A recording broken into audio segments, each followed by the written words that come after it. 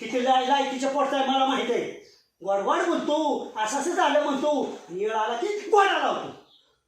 चल निघून जा. पण बाळ्याला निवार मेहुणीने मारला, बेशुद्ध परस्पर मारला. म्हणजे आमच्या आपण ठरवलं का सगळीकडे? आबरू म्हणजे आहे का तुला आबरू?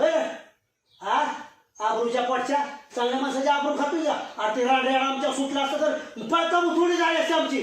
माझ्या कसं आहे माहिती का, कशाला आधी सगळे खेळताय राव, माझ्या आबरू घालवाय जाताय तुम्ही.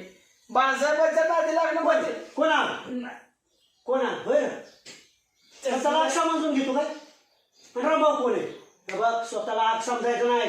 आग फक्त एकच माणूस रामभाऊ. तुझ्या माहितीसाठी सांगतो ना, त्या गावाच्या माहितीसाठी सांगतो. आजकडे बापाकडे 40 एकर जमीन होती.